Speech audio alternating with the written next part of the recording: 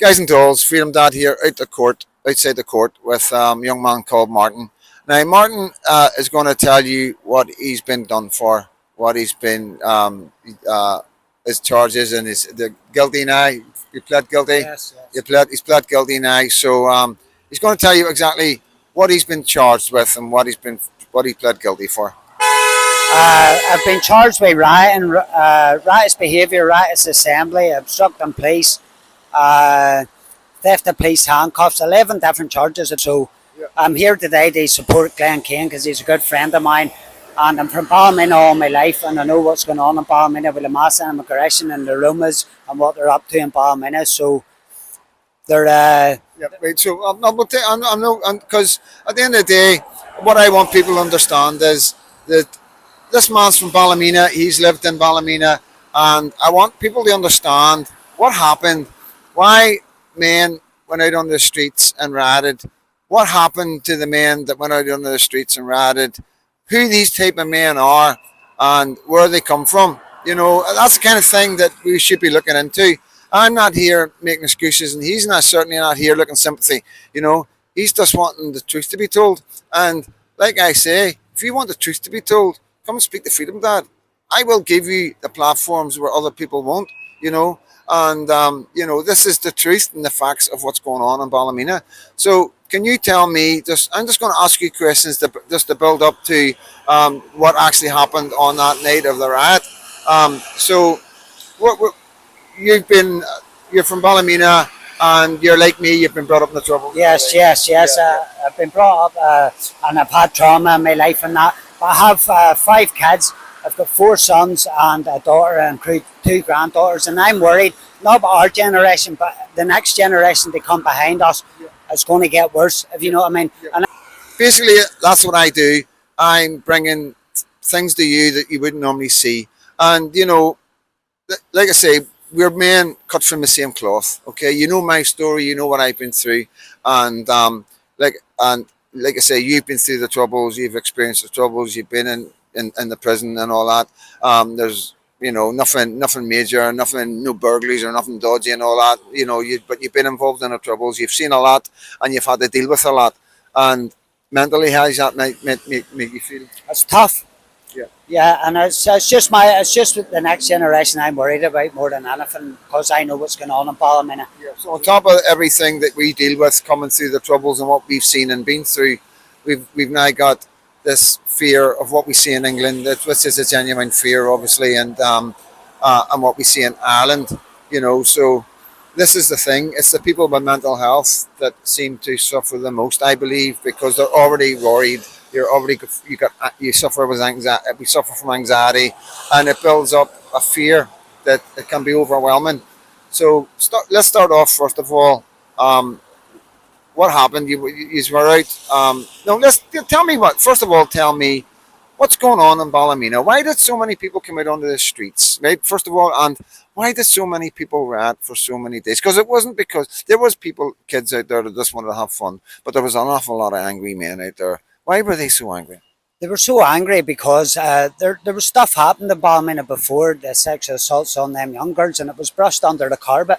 And people had no other option but to go onto the streets because they've spoke out and nothing's happened about what's going on with these Romanians, was it? I think it was Romanians that was the problem. That's as a citizen journalist, that's what everybody in Ballymena is told me. I've also heard about stuff being brushed under the carpet. I don't understand why it's not being investigated by the mainstream media. Why are they not looking into it? You know what I mean? Why are so many people on the street saying this? Why do the police not make a statement about this? These are the kind of things that they could address, and they could come out and say there hasn't been anything brushed under this thingy and make a statement finalising it. But I fear they can't, because then somebody could come up with evidence and go, well, that happened and he's never done nothing. That happened. So either way, it needs addressed. It needs addressed. Why are these things getting brushed under the carpet? Because if it keeps happening, the people on the street know it's getting brushed under the carpet. Maybe the whole world doesn't, but you guys in Ballymena know. Yeah. And it's I know for myself, like I've seen it. There's crowds of Romanian gangs stand about corners and stuff, and they make young girls and ladies feel uncomfortable. Do you know what I mean? They're saying inappropriate things to them. They're following them. Do you know what I mean? That's uncomfortable for for ladies and young girls in Yeah. So Ballymena. how long's that been going on for? It's been going on for the last 10 years. 10 years. Yes, yes, and it's gotten worse. Yeah. And what about the brothels and stuff like that? Was that Yeah, also? they're high anti-prostitution, and they're actually pimping their own kind out and stuff. Yeah. Do you know what I mean? And there was a meth lab caught on Queen Street in Ballymena, and he was cooking up crystal meth. He was caught with a handgun. He was a foreigner. He jumped out the window. If you want to check the media, he jumped out the window, broke his 2 legs, but the police caught him, and he's now applying for bail. Do you know what I mean? So they're cooking up crystal meth and stuff, and they're using houses in Ballymena. Yeah, that's fact. That's Yeah, that's it's fact. allegedly whoever's been charged with it, but the crystal meth It's in the factory papers. was still there. It was in, Yeah, it's in it's the in, papers. yeah. So at the end of the day, crystal meth, guys. And please throw some comments up whenever I throw this out. Has anybody heard of crystal meth labs in Northern Ireland? Because have you heard of them? No, never, never, never, never. So this is what comes with what I always say: mass immigration. It's an unwanted cure about the damage it does on our society. Is that what you're feeling? Yes, that's what I'm feeling. Yes. Yeah. So you got involved in the rats. You got emotional. You were angry. Yeah, everybody was out on the streets. I recorded it. I was there live the first night. Was it the first night, second night you got arrested? First night. First night. And I believe there was an incident with yourself and the police. You want to just tell us without, because I know there's an ongoing case that's because of what happened to you. I call it brutality. Yes. There's no other word for it. We've got the evidence and everything there, so we do. But what happened? Just without saying too much, just give us an idea. What happened. They tried to arrest you. And what happened? The policeman broke my ribs, and then whenever they got me to Antrim police station, I was supposed to have an appropriate adult in with me because I have mental health conditions, which I never had an appropriate adult with me. And they were supposed to take me to hospital for an X-ray. They never sent me straight to Magabry the next morning, and that was me and Magabry with broken ribs and stuff. When did you find out you had broken ribs? Like? Well, I didn't, because they were supposed to take me for an X-ray from Antrim police station, which they never done. I never had an appropriate adult, which I'm supposed to have. Yeah. Do you know what I mean? So it was straight to Magabry the next morning, and I done remand, 3 months in remand, and then I got High Court bail. And that's on with the police ombudsman at the minute. They have the video footage of the policeman doing it to me and stuff. So Yeah, so we have the footage. We do have the footage, obviously, of the brutality that you experienced, and it's not nice to watch, is it? no, it's not. No. And it's like we talk about where the lines are, and they say that we've got to take whatever they send our way, whatever they do in our communities, and we have to sit back and do nothing about it. And then when you do something about it, you're expecting how many years? 4 maybe. Well, maybe. Yeah. But yet, the police can be cross same lines when they want to, and as we will see going forward here, you'll see the brutality that this man received from the police that are there to serve and protect. So this is the point of this video, guys. Everybody likes to say about the people that ride on the streets and them thugs and they're racist and they're far right. Well, this is one of the guys that they talk about. This is one of the guys he's been online, all over online. The footage's been fucking covered by I don't know how many people. And yeah, there's ongoing things that we cannot talk about, but I will bring it. But what you got to understand is it doesn't matter what walk of life you are. This will affect you in the long run. It'll affect your children and it'll affect your grandchildren. And the problem that we've got right now, and that you've got in there sitting in your comfy chairs, that it's only men like this that are coming out. Because these men have been through trauma, they've been through violence, they've experienced violence, and they've seen it on the streets during the Troubles. And that's what I keep on saying. It's not going to be angels coming down from heaven, and it's not going to be the men coming out of the churches. It's going to be men like this that will come onto the streets to try and say enough is enough. Now, I do not condone violence. I implore people not to come onto the streets. I've always asked people not to be violent, but I cannot control people. People are getting angrier and angrier at the way everybody's being treated. anybody on the right wing of politics, the right wing of activism, is being treated as a far right and racist. You know, are you racist? No, no. No. And you I'm just worried about mass immigration and the next generation after we're gone. yeah, You know, because I have kids, nieces, granddaughters, daughter. You know, and that's all I'm worried about. yeah, You yeah. know, if we let it go now, it's going to be too late. It's going to turn like England. My daughter lives in Rochdale, where the grooming scandal happened, and that's where my two granddaughters are. Yeah. Do you know what I mean? So I'm worried. You Yeah, know, fuck, I would be worried as well. Is there as not a a chance father, of I'm getting them worried. out of there and getting them back over here? That's what I'm trying to do. Get her over here. Yeah. Yeah, because that's not a great place to be right now, I No, don't think. definitely not. Definitely Yeah. not. So yeah, this is the kind of conversations that we have. You know, what I mean, getting children and our women out of certain places in England, and we're having these conversations with other people over in Scotland and England, and making plans for maybe relocating guys that are being pushed out of areas over there because we have replacement.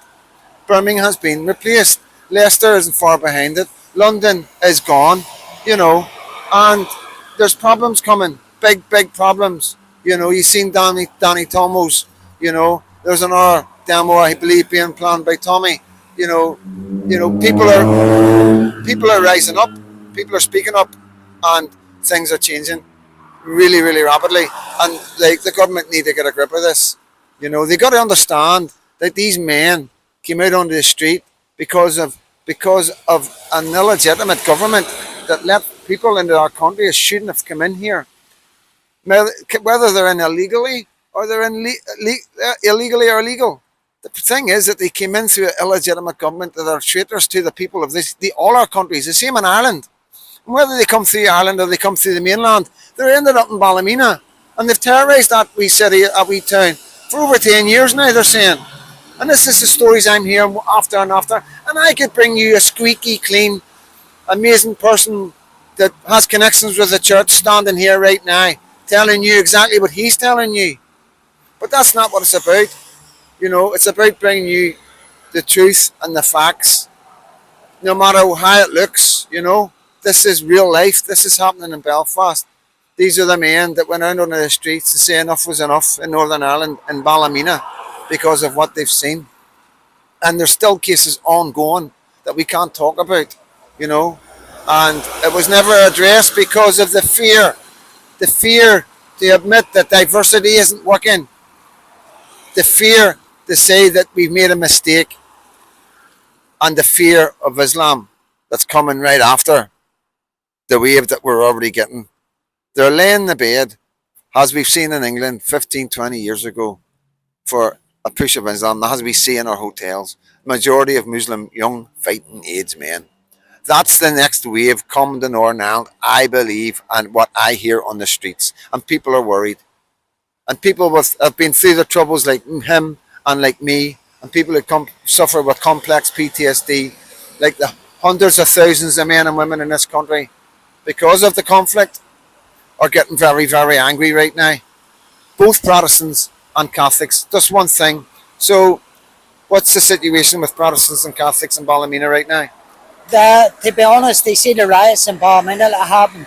There was Protestants and Catholics both joined together. Was that the first time you've seen that? Never Seen that before? never seen it before. Never seen it before. They joined together and they were standing up for the same thing. So there you go, guys. These are things that have never happened in our country before, and you're hearing it from the horse's mouth, you know. And this is what we're trying to get across. This is the problem that the government have. This is why Sinn Féin are working so hard to keep driving that wedge, because we're now coming together.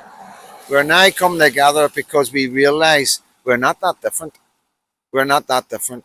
When you look at Nigeria and the Congo and Syria with the Druze, not the Jews, the Druze, and you see what happened with the Jews in Israel with Hamas, they don't care whether you're Protestant or Catholic, okay? The extremism of Islam don't care about that. Both our grandchildren and both our children could quite possibly be kneeling together, being on the live from both sides of our community, you know, because they do not care about none of that.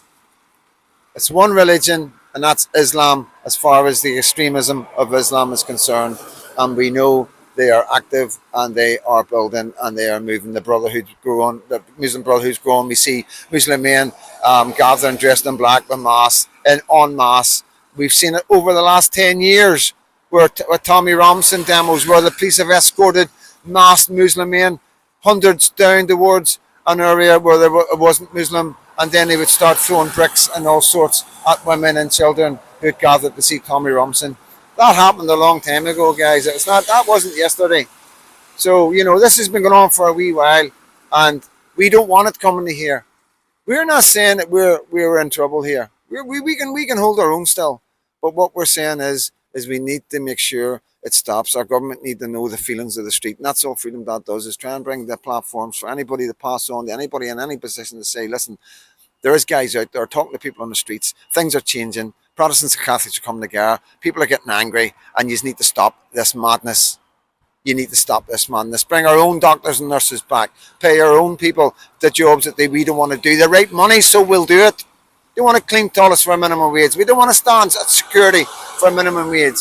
That's no excuse to bring foreigners in to do these jobs. Okay? And yeah, we need to make sure that anybody that is here, there needs to be a law on foreigners voting in our country. Common sense politics is what we're asking for.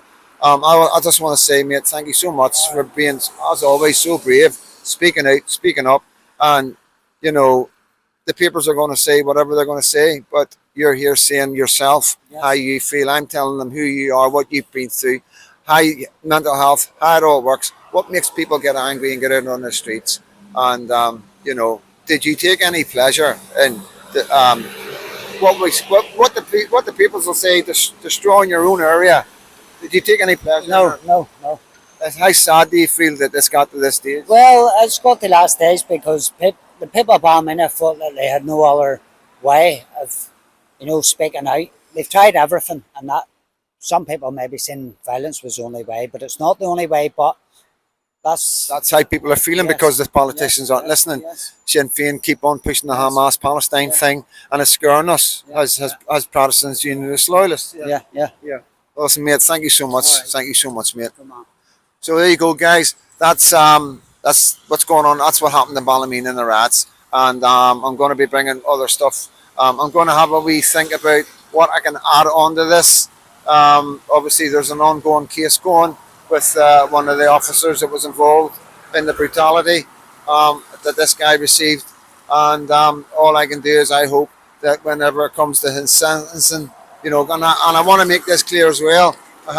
We had a discussion, didn't we, about being on my platform could harm you. And what did you say? Well, as what it is. I'm standing up for what I believe in. So if it harms me, it harms me. So I did make it clear, like anybody that seems to be around Freedom Dad or goes on Freedom Dad's channel is labelled, just like me, far right and racist. When Freedom Dad's done over 800 videos, never said a racist word. There's not anybody around Freedom Dad has ever called Freedom Dad a racist. The only people calling Freedom Dad a racist, and this man and any other man that stands up against mass immigration, are the newspapers, and they're controlled by the left, just like Sinn Féin and all the rest of them. So that's the problem we've got in Northern Ireland, guys. I'm Freedom Dad, outside the court, Belfast City Centre. God bless every single one of you.